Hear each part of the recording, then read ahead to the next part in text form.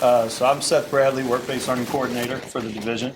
The first slide that we have here just talks a little bit about work-based learning and a generic overview, kind of the pathway that the Department of Education has put out that we try to follow through the process for all of our students.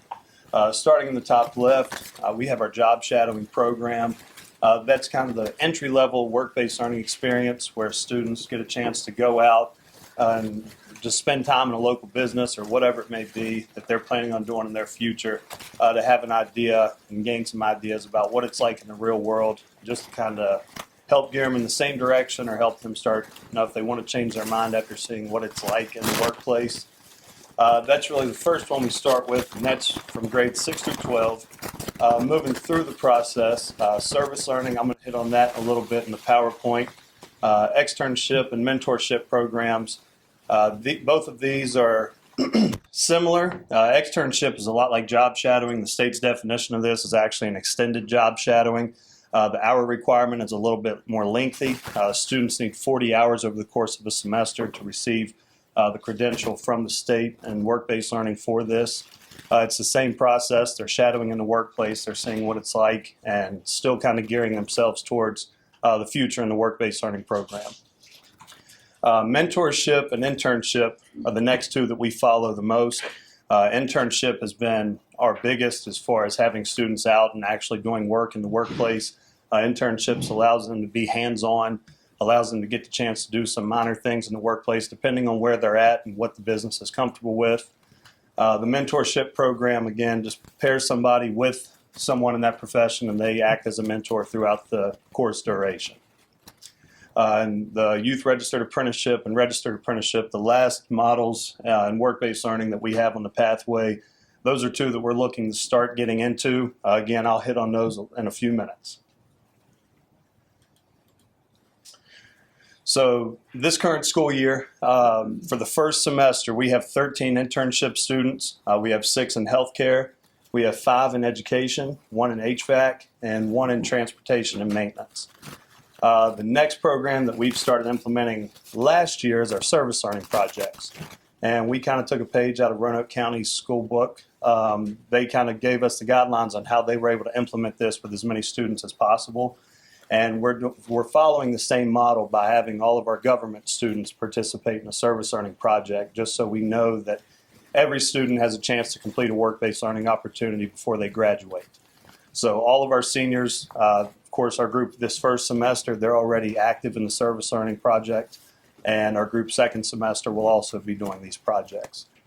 Other work-based learning opportunities that we use, as I mentioned earlier, job shadowing and externships. Those have been great ways to get students out and about, kind of the early phases of it, and kind of get the gears turning for them on what they think they may want to do in the future. And just each year from the time we've started, in 2019 when I was first hired and the state started recognizing work-based learning as a whole, we have had growth at our school. The first couple years we were in the single digits each semester. Now we've had no fewer than 13 to 14 every semester from that. So it's been great. And another one of the programs we'll talk about with our workforce signing day in a couple minutes has shown the impact of what the program has really done. Before I get to that, we have a couple students that are here that are active in the work-based learning program right now. These young ladies are going to come up and just speak to you real quick about what they're doing and a little bit what their day-to-day looks like at their work sites.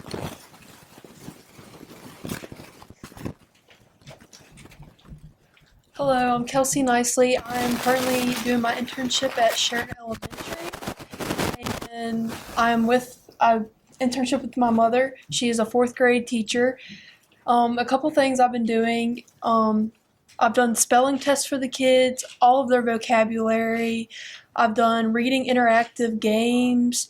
I've learned how to grade papers, and that's just a fraction of what I've been doing, but yes.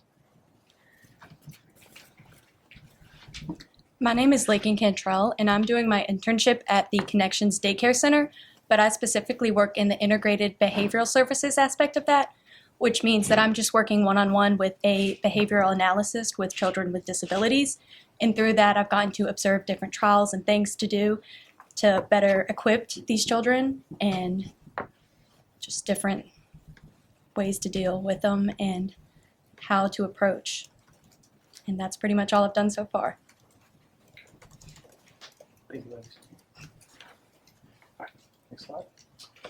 So some of our future plans, as I mentioned, kind of on that pathway from the state earlier, apprenticeship is really the next work-based learning opportunity that we're trying to get into to give our students the most workplace readiness skills. And of course, as everybody knows, with an apprenticeship, we're training them to be ready for work. At the moment, after we had our luncheon this past summer, we've had 4 businesses reach out and they would like to be registered apprenticeship sites. So we are in the process of getting them registered and hopefully be able to offer that as soon as next semester for any of our kids that would like to go out, be trained in the workplace, along with what they're getting in school to where they could potentially be ready for employment upon their apprenticeship program. We work through Virginia Works, formerly the Department of Labor Industries. Through this process, they got to come in and they have to register each site. They go over the guidelines and everything that's expected out of the businesses, and then everything from there is really between the school and the business on how we work it out and working on schedules and things of that nature.